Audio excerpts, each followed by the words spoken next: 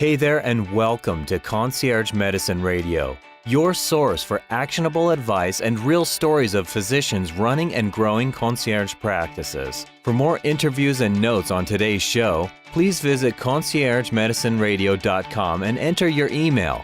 Now, let's join your host, Taylor Pearson. Hey there, and welcome back to another episode of Concierge Medicine Radio. Excited to bring you a chat I had today with Dr. Steve Schimpff, the former CEO of the University of Maryland Medical Center. Over the last 10 years, Steve has become an author and speaker on the future of healthcare. He published his first book on the future of healthcare technology, Medical Megatrends, and in the follow-up of that book was struck by the paradox in healthcare in the U.S. that despite having the most advanced technology of any nation on earth, the ineffectiveness of the delivery system has led to poor outcomes for both patients and providers. So we talk a little bit about why physician compensation has plateaued, but patient panels have doubled since the 1970s. The 4 factors in studies done by Blue Cross Blue Shield, MDVIP, Qliance, and Medicare Advantage that dramatically improved patient outcomes and provider satisfaction. And also an alternative point of view on patient abandonment and the lightbulb and I Love Lucy analogies that Steve has used to explain why many primary care physicians are moving to a concierge or direct pay model.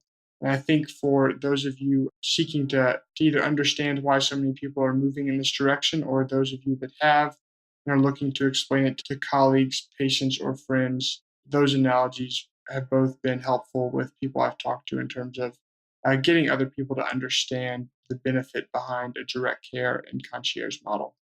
So without any further ado, let's get on with the show. Dr. Schimpff, tell us who you are, a little bit of your background, and how you got into direct pay or concierge medicine. Okay, well, I am an internist and a specialist, not a primary care physician. I've been retired for about 10 years after having been an active clinician for some time and a researcher, and then consecutively in various leadership roles, head of infectious diseases, then director of the Cancer Center at the University of Maryland, having first worked at the National Cancer Institute. And then I became the chief operating officer of the University of Maryland Medical System, which was not then but is today a 12-hospital system, and then chief executive officer of its flagship hospital, the University of Maryland Medical Center. And about a decade ago, I retired. Although I don't really feel like I've retired, I've been very active and busy and have published 3 books with a 4th one on the way. The first book, each of these for general audiences, the first was called The Future of Medicine, Megatrends in Healthcare, and it's about the really amazing advances that are coming down the pike in genomics and stem cells and devices and so on. The second relates to our terribly dysfunctional healthcare delivery system, and so I titled that The Future of Healthcare Delivery. And in that, I had a single chapter on primary care. But when that book was finished, I realized, at least in my own mind, that the single biggest issue facing healthcare today is this crisis in primary care. So I devoted quite a bit of time the last couple of years to researching it, and now have a book just about ready to go on the topic, and I think it is one of the key things that we need to solve. And although there's multiple ways to skin a cat, direct primary care seems like one of the best ones for both the patient and the doctor, and for that matter, for the whole healthcare system. But I'll let that go as an introduction. So let's kind of take a step back, and normally these interviews are a little more tactical, but we'll sort of start with a broad overview given your experience and perspective about healthcare as a whole. So why don't you start out? You told me a good story earlier. You wrote this book, Megatrends in Healthcare, and a lot of people were super interested in the concepts, but couldn't really figure out how does this actually happen in terms of the healthcare delivery system. I have a quote here by you where you're talking about, we have incredible technology, but we're very inefficient at delivering it. So direct primary care is certainly an option, but given that kind of that contradiction, what are the options that healthcare has to fix those? Yeah, if I can just go back for a second on what you said, it's an incredible paradox, I think, in American healthcare that on the one hand, we have really well-trained providers, doctors, nurses, pharmacists, and so on. We're the envy of the world with regard to biomedical research. We've got wonderful pharmaceutical companies, medical device companies that are very innovative and creative and so on. And yet we have this dysfunctional healthcare system. And it's amazing that in some ways that we tolerate it. Of course, nobody wants to tolerate it. And what I think is key here is, before we get to direct primary care specifically, I think the problem really is that primary care physicians, and other physicians also, but because of our insurance system, they're being basically forced to see too many patients per day. Now, some people could say, well, why don't you just see fewer patients? Well, because the reimbursement system only pays so much per patient. And a very interesting factoid I learned just recently is that if you go back to 1970, look at what a primary care physician earned then, and inflate those dollars, they were earning a little bit more, like a couple thousand more, then than now, yet seeing half as many patients. Back then it was 12 to 15 patients. It's a huge difference.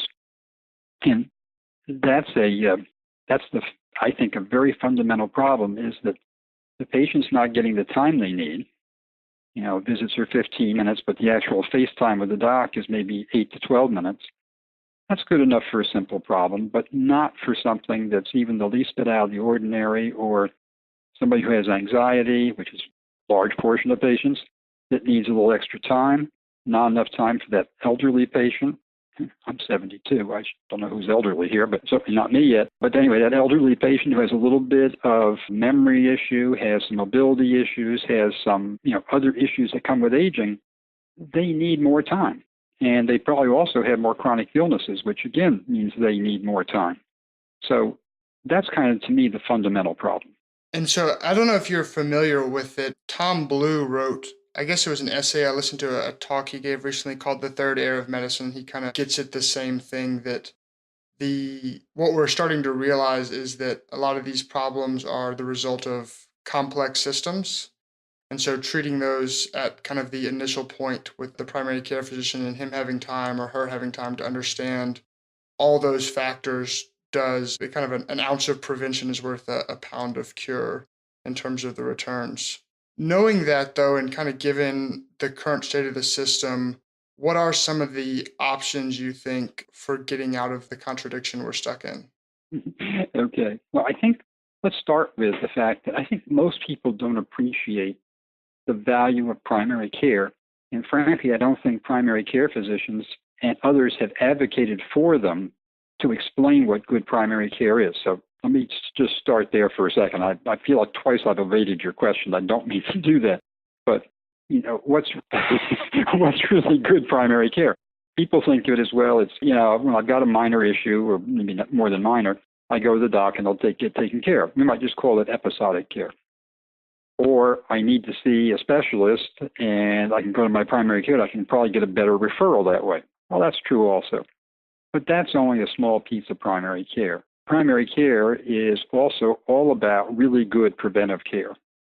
And that's more than just checking a person's blood pressure and cholesterol level, but it means taking time, getting to know them, understand their family, their social situation, and so on, and their lifestyle issues, so that you can deal with the big ones around nutrition, exercise, stress, smoking, maybe some other things.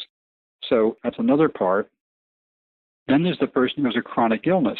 Today, because of short time frames, very often a person comes in with a chronic problem or chronic illness type things, heart failure, diabetes, and so on.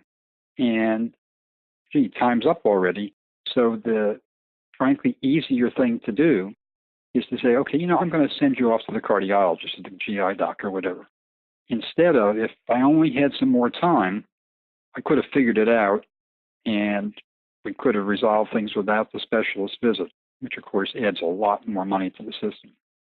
And then when you really do need the specialist, there's nothing like having the primary care physician really be the coordinator, the orchestrator, if you will, and call the specialist and say, hey, I'm going to send Mr. Schimpff over, and this is why I'm sending, this is what I want you to look for, and, and then, remember, please call me back afterward.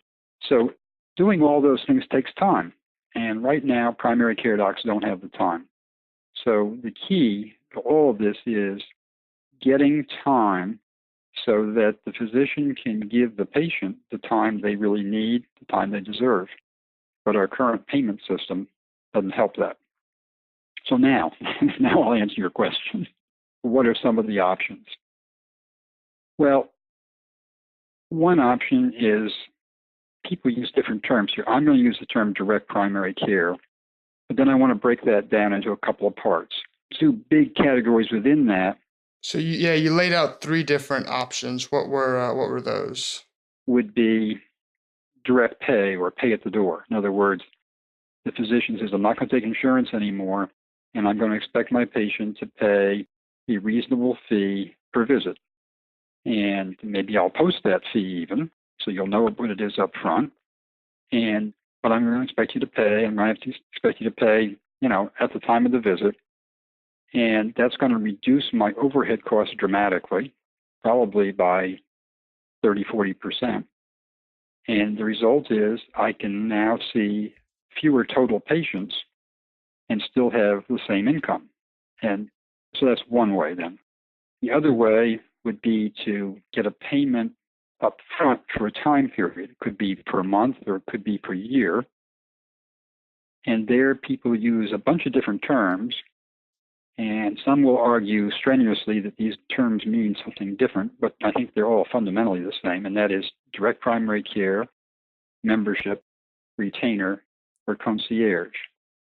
And I think there is some sort of backup. So in each of these models, the physician says, I want you to pay up front a certain amount of money for a monthly or semi-annually or annually, and in return for that, you'll get full-service primary care of the type I was mentioning before.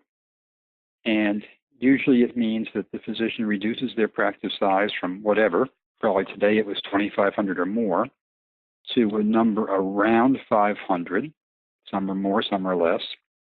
And as a result of that, they can say, call me, I should be able to see you today or certainly tomorrow, as much time as you need, no rush.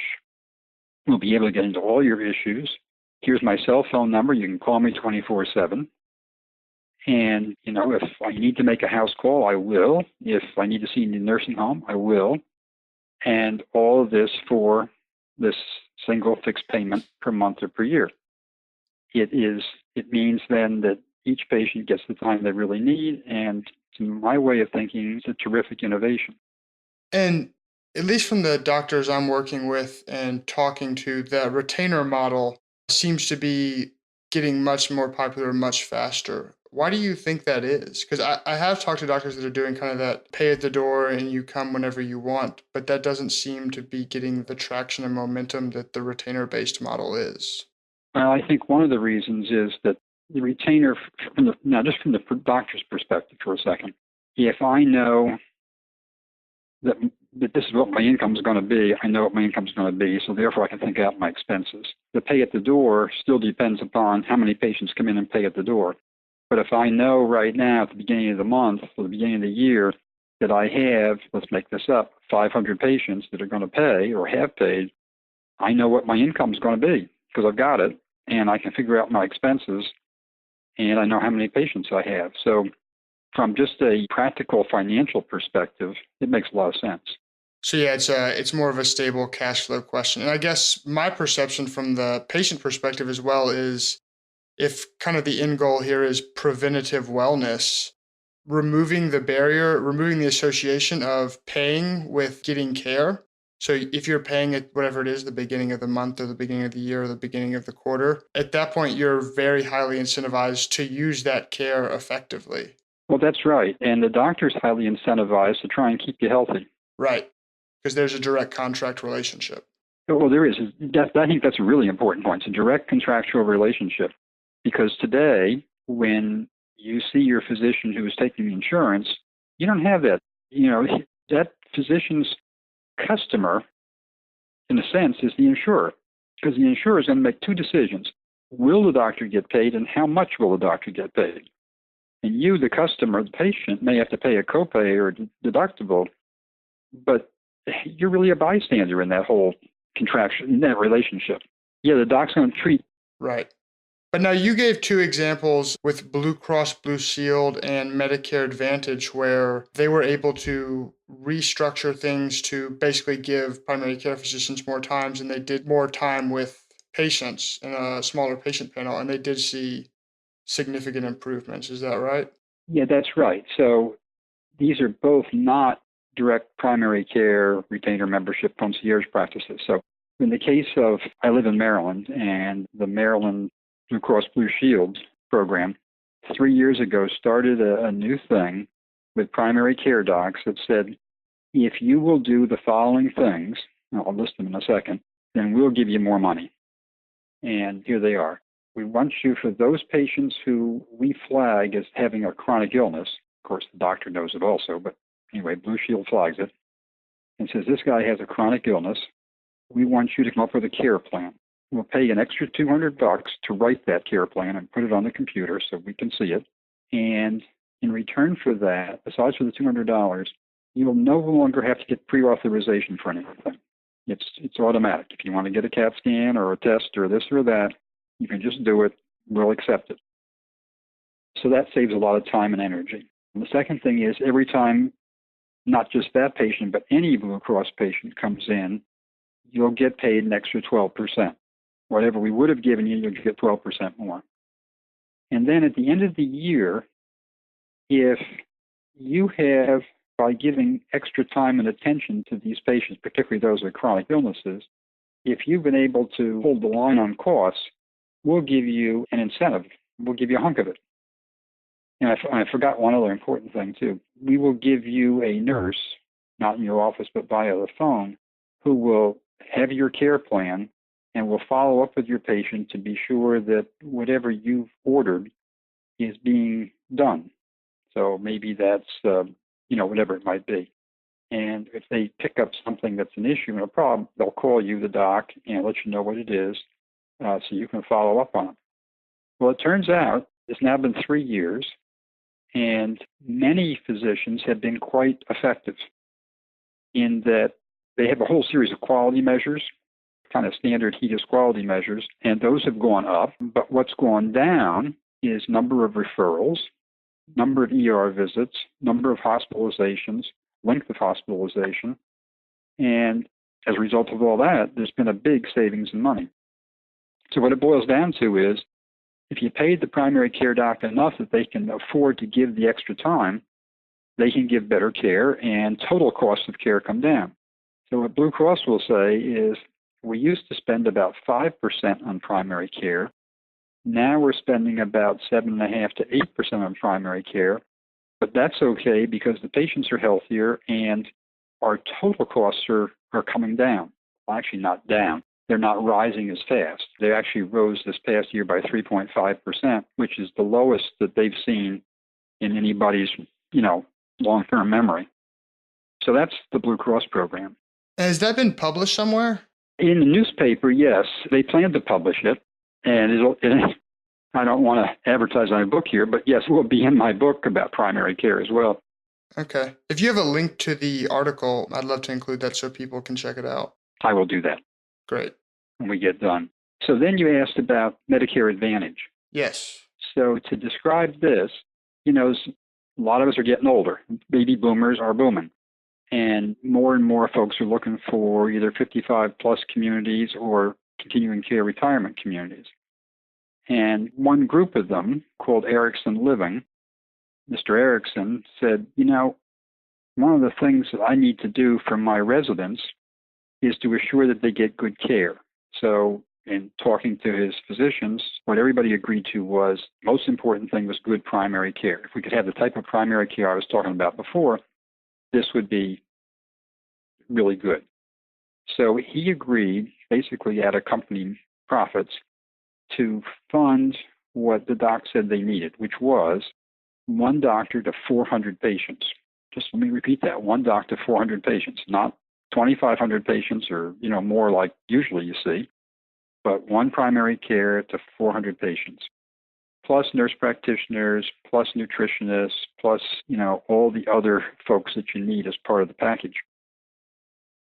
And they tried this and they found that it was really very effective. The residents were delighted. The care seemed to be really better. And they could see that they were saving the system, Medicare, a lot of money. But Medicare wasn't paying for it. They were paying for it. Erickson Retirement Community was paying for it. So he went to Medicare and said, look, how about I do a Medicare Advantage program?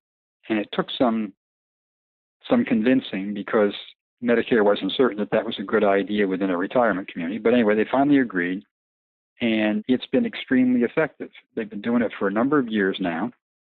It turns out that the residents save quite a bit of money with this Medicare Advantage program compared to what they would spend with Medicare alone. And that's number one, their savings. They get this much higher quality primary care. And Medicare is saving a lot of money because again, just like before where I was talking about, the number of hospitalizations is way down. Those who are hospitalized, they have a shorter length of stay, very few trips to the emergency room. When a patient comes out of the hospital, one of their internal rules is that they will see the patient within 48 hours of discharge.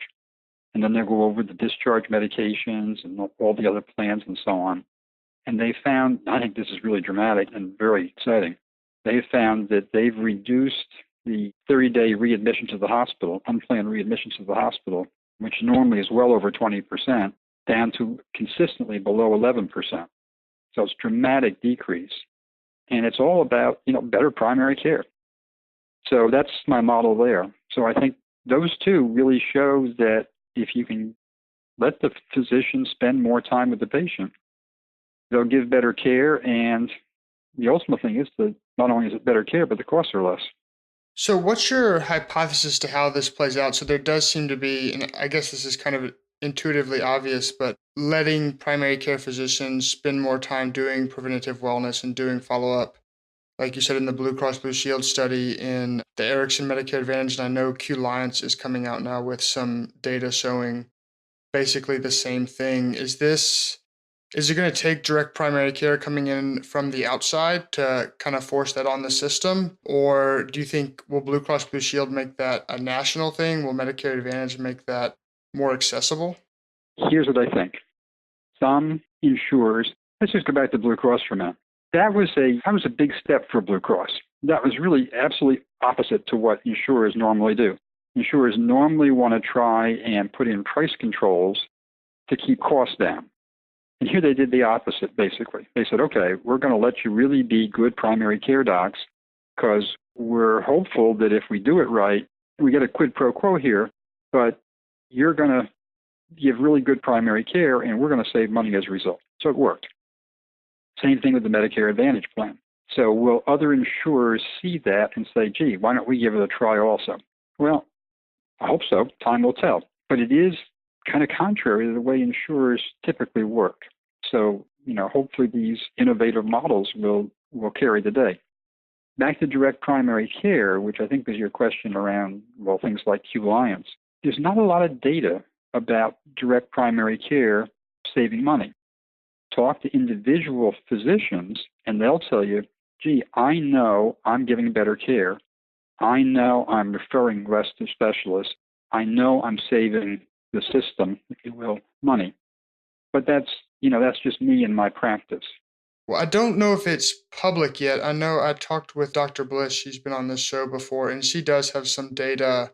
I'm not sure if Qliance is available public yet, but at least with the employers they're talking to, I think they've got some fairly persuasive data. I believe the numbers she told me were like 10 to 40% reduction in cost. That's right. I've seen that data also. Okay. Dr. Bliss just sent that to me yesterday. Okay. And I asked him if I could publish that on my blog, and the answer was yes. So I don't have it in front of me, but yeah, they have very good data, and they have a large enough group to be able to show that. And I think it's just one more time that makes it clear that if you can give more time per patient, you can really give good care, good comprehensive primary care. The other group, MDVIP, I shouldn't say the other group, but MDVIP has about 700 physicians affiliated. They don't own them. The affiliated physicians are not employed. And around 215,000 participants, patients. By the way, I go to an MDVIP doc, and my wife goes to a retainer-based doc. So you're trying out the different options, like little buffet style. Okay. We're trying out the different options. Yeah. Well, these are docs we've been going to for some time, and they both converted their practices. And we can talk about that in a few minutes if you like. But anyway, because MDVIP is large enough, with enough doctors and enough patients, they were able to go back and look at some data. And their data, and it's been published, their data is, I think, fairly compelling, that quality measures are up, the HEDIS type quality measures, and costs are down, same types of things, admissions to the hospital, trips to the ER, numbers of procedures done, those types of things. They're down quite dramatically, and readmissions to the hospital are down quite dramatically. So it saves the system money, the care is better, and obviously the doctor is happier, if you will. And I'll just give two personal examples. My physician, my wife's physician, both have said to me, I can't believe the change. I know I'm giving such better care now. Both of them say I'm working just as hard, spending just as many hours a day, but I'm spending it with more time for patients. And I don't have all the perhaps well-meaning, but regulatory things to deal with when I have to deal with Medicare or commercial insurance. I just don't have to do that. That saves me at least an hour a day and maybe more. And as we kind of see this movement coming in, I think you've made a very persuasive case, and there have been a lot of people that make persuasive cases as to the benefits of concierge, direct primary care, whatever it is that gets the primary care provider more time with their patient. I think, at least my perception, both as a patient working with a doctor in a retainer-based model and having talked to and worked with lots of other doctors doing it, is like just their ability to spend time thinking about your case and kind of connecting the dots for you in a way you can't do without their kind of the extent of their experience and training and expertise. How is that gonna, or what do you? This is obviously impossible to predict. How do you think it's going to play out 5 years from now? What do you think the healthcare landscape will look like? Well, here's what I think about direct primary care. I'm going to go back and a little preface on this. Innovation always comes from the front lines. Innovation never comes from the government agency, the system at the top. It comes from down below. And so what's exciting to me about direct primary care and some of these other things we've just talked about is these are people down the trenches who have said, I got to make the system work better. I know it can be better. I'm going to make it work better. So then the question I think you're raising is, okay, but what's going to happen? Here's what I think has to happen. And I think if you could answer this question from the perspective of a primary care physician, if they're listening and they're kind of trying to project out what they should be doing, I think that would be particularly valuable. Okay, well, here's what I think. I think that physicians, I can say this because I am one, we're all conservative. I don't mean Republican. I mean just conservative in the way we deal with things. And so we don't want to make big changes too readily. We've been doing it a certain way. We've been trained a certain way. And so a big change, like saying, I'm going to shift from the way I've been doing this for 30 years to something new, that's a big step. It's a painful step, and it means I'm going to have to, if you will, drop a number of patients that I've got long-time relationships with and so on. So it's not easy. But if we can get the word out, not just to docs, but to patients, to people, and if people say, oh, I didn't realize what really good primary care could be, because I've never had it, and I want that really good primary care. And so I want to have a doctor who can give me that time. I'm prepared to pay a little extra for it. I understand that it's going to cost money, but I understand also that there can be a decent savings with it as a result.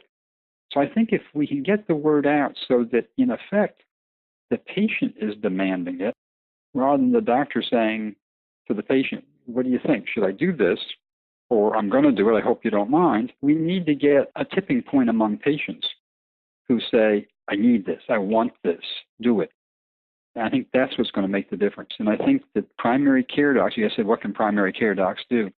I think physicians in general don't like to get into politics. And I mean the word politics in a broad way. They look at the AMA and say, well, that's overrun by specialists. They look at the American College of Physicians and say, well, that's mostly a specialty organization. Of course, the American Academy of Family Practice is all primary care docs. But in general, there aren't, the big organizations aren't out for them. primary care is kind of, the tail trying to wag the dog. So other organizations or groups that can be helpful here, and one that I've gotten to know a little bit is called Primary Care Progress. It got started by a group of largely medical students at Harvard who really wanted to go into primary care and saw a need to advocate, to teach, to create leadership, to do community development, and so on. And there are others. I think we need more of that. I think physicians need to get out there and advocate for your patients and say, I really want my patients to get the best. I know I can give better and just not going to take it anymore, if you will. And what are they up to? How is that? Because I certainly can disagree on premise, but changing consumer behavior to that degree it's not a small undertaking. No, but there is an issue about direct primary care that comes up frequently, and that is what's called, two things. There's the cost issue and the thing called patient abandonment.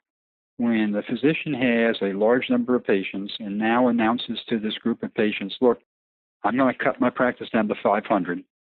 And the first 500 of you that sign up, you're on.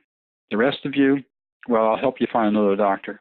Well, that patient may well be, to use a euphemism, saddened, feel that the doctor has just sort of let them down. Now, I think that's a very difficult question to deal with, but I think that there are some ways to think about it. One is to say, well, wait a minute, if I got sick and died, you wouldn't say I abandoned you. If I just got sick, you wouldn't say I abandoned you. If I close my practice until I'm retiring, that wouldn't be called abandonment. But you say that if I really want to give better care, but I can't give better care to this many patients, well, then you call it abandonment. I don't think that's fair, frankly. So I think it's a false argument, but it's one that's out there. And those who really are opposed will stir it up. And it's one that just has to be constantly dealt with. A direct primary care physician named Josh Umber out in Wichita, Kansas, gave me the following analogy. I think it's kind of good. He said, think about a light bulb, 60-watt light bulb. If you run too much current through there, you may get a little extra light out of it for a while, but it's going to burn out. On the other hand, if you run it at 60 watts like you're supposed to, it'll run for a long, long time. And the end result is more people get more care that's better. Or actually, I mixed my analogies here, my metaphors. You're going to get more light for a longer period of time. Another analogy, I can't resist this one. Now, you're too young for this, but when I was a kid, we all used to watch I Love Lucy. And there was this time when Lucy and her buddy Ethel were working in a candy factory. And they're standing in front of a conveyor belt. And the chocolates are coming down the conveyor belt. Their job is to wrap them and put them in a box. Well, they're keeping up, but then the conveyor starts to go a little bit faster. They can't keep up. And so pretty soon they're missing some chocolates, and the boss comes in and yells at them and say, you got to work faster. You got to do this job right. And so the boss leaves, and you can see they're wrapping as fast as they can. Chocolates are falling on the floor. They're chocolates into their pockets because they can't get them wrapped, and it's just a mess. And then the conveyor goes even faster. Well, that's what's happened in medicine. The conveyor belt's just moving faster and faster and faster, and you can't keep up. And people need to understand that you can't expect your physician to run faster and faster and still give you the level of care that the doc would like to give you and that you certainly would like to get.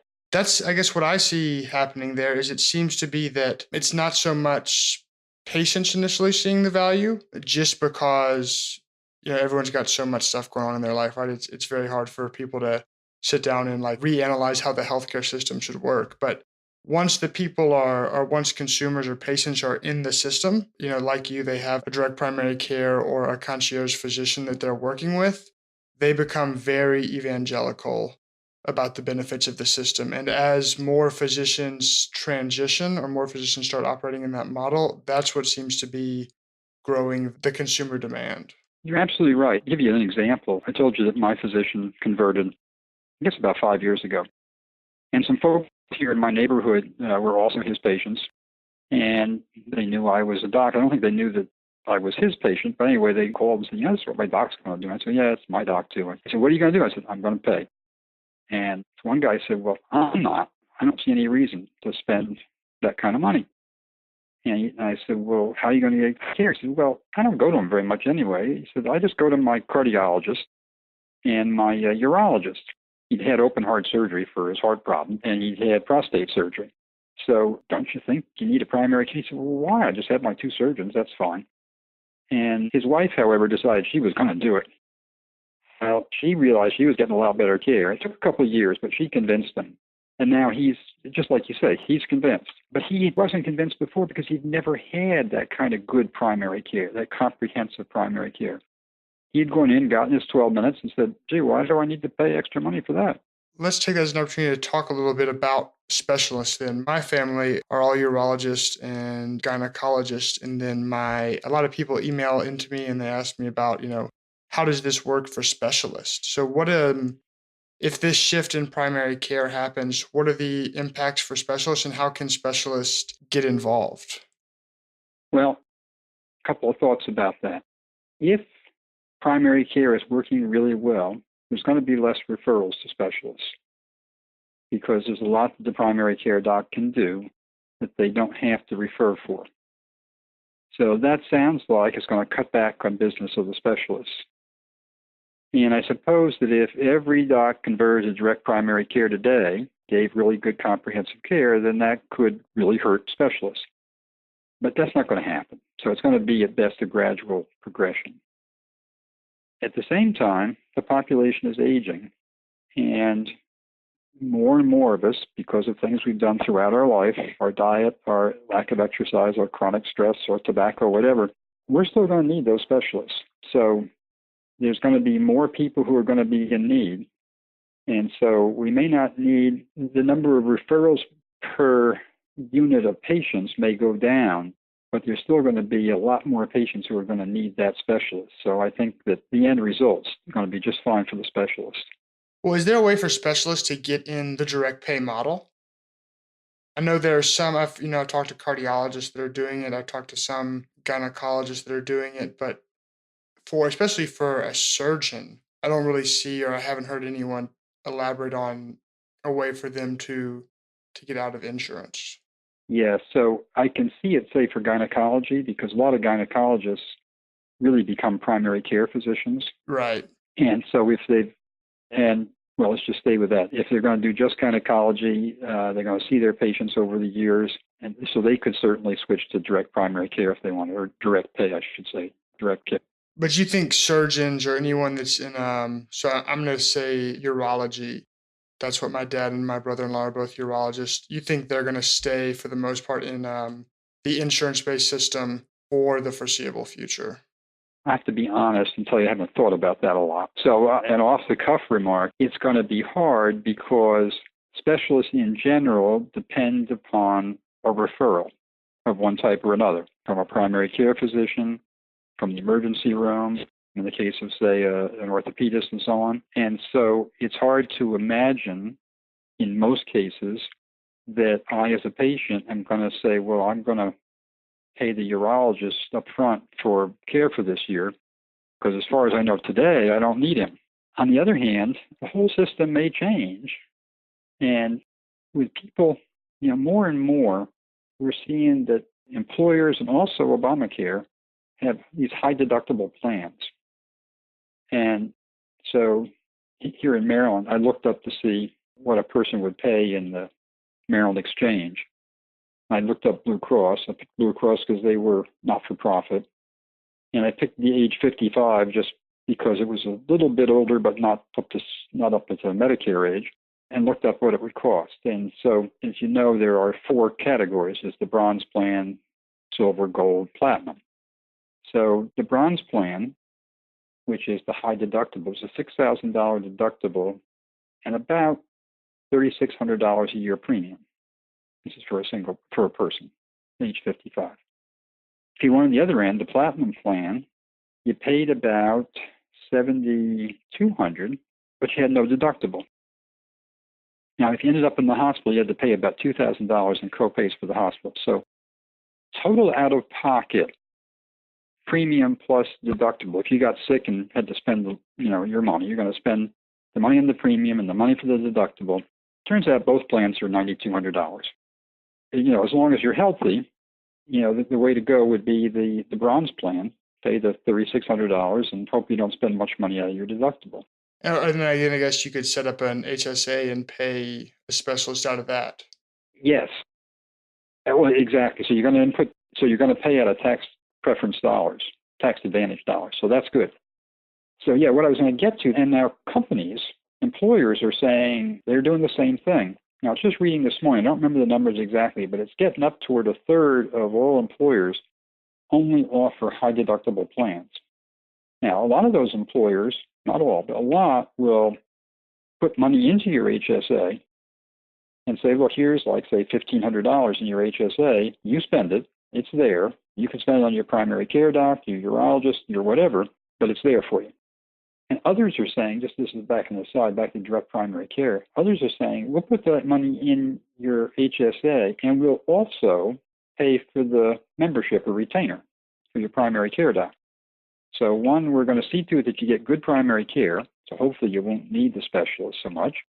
And two, there's $1,500 in the pot that you can use if you need to against your deductible in case you do need the specialist or hospitalization. So that's sort of a new thing. And I'm sorry, I got a slide there because I thought that was kind of important. But these high deductible policies are becoming more and more common. And so to get back to your question about the specialist, I'm just not sure how this will work. But it seems to me there's been a possibility that the whole way that specialty care is paid for changes if I'm paying the specialist out of my pocket, not paying him through my insurance anymore. Maybe we can cut a better deal. And that seems to be, at least from the observations I've made and the people I've spoken with. Are you familiar with the Surgery Center of Oklahoma? I'm not, no. Okay, so if anyone hasn't checked them out, I know they do basically direct pay surgery is my understanding. I haven't spoken with anyone there, so I'm not sure of the details, but are able to offer very competitive, much more affordable pricing and a much higher level of care. I know they have some people that come in from other countries, especially the UK and Canada, that get caught in basically say need like a knee replacement and they're in line for 3 years to get a knee replacement and they'll fly in and get a knee replacement done there. And they have whatever outstanding infection rates in terms of operating room safety and everything else. So I think that's interesting. Yeah, I haven't heard of them. Yeah, I haven't heard of that particular program, but I've heard of things similar to that. And I think it's, in a sense, it's going to be the way, again, I don't know about that one, but I've read about others who also won't take insurance. But they'll say, look, here's what I charge. And it's very competitive because they don't have all that overhead that goes with insurance. Right. And the quality, because they're actually competing for business, the quality they're forced to offer is outstanding. Yeah. Much higher. Steve, it's been fun talking with you. Is there anything, you've mentioned 2 books you've already written, The Megatrends in Healthcare and The Future of Healthcare Delivery. Tell us about your new book that's coming out. Well, for the moment, I'm calling it The Crisis in Primary Care, and a subtitle will be A Return to Relationship Medicine, because I think that's what we've been talking about, although I hadn't used those terms. It's trying to get back to real relationship medicine. And I'm excited about it. If anybody wants to read some about it, maybe you can post a link to my blog. And as I mentioned before, I'm kind of serializing it, just talking first about, what is good primary care, and then how many patients can a doctor take care of appropriately. And then the next section is about direct primary care. And then I'm going to do some of these employer parts too, which I haven't put on there yet. So if people would like to look at that, maybe that can be there. Yeah, we'll absolutely link up to your blog. You want to give people the URL in case they're listening and can't get to the website? Yes, it's medicalmegatrends.blogspot.com. So medicalmegatrends, one word, .blogspot.com. Or my website is just medicalmegatrends.com. And if people want to get in touch with you, they have some questions or just want to talk, where's the best place for them to go, or what's the best way to get in touch? Again, if you go to my website, because there is a thing that says contact me, and that'll get to me. So that's probably easy. Again, medicalmegatrends.com. And yeah, let's just do that. That's an easy way to do it. All right. We will link up to everything in the show notes that Steve and I talked about on the show. And everyone, thank you for joining us. It's been a fun chat, and we will see you next week. Thank you, Taylor. You can go to conciergemedicineradio.com to get this episode's notes and links to everything we've talked about, as well as the entire back catalog. For those of you working on bringing in new patients or retaining existing patients in your direct pay or concierge practices, we've also got a new report on the 5 keys to marketing for direct pay and concierge physicians. After asking physicians across the country about their biggest problem, I kept hearing the same thing come up. Patient education and marketing. How do we help patients understand what we do? So I put this report together after interviewing dozens of the most successful concierge and direct pay physicians across the country for the stories and tactics on how they've been able to generate dozens of word-of-mouth referrals each month, find more new patients through speaking opportunities, get featured in their local press, and use their website and online presence to educate their patients and grow their practice. So if you'd like to read their stories and see how to use them to help grow and retain more patients in your practice, you can download that on our site. Talk to you next Tuesday morning.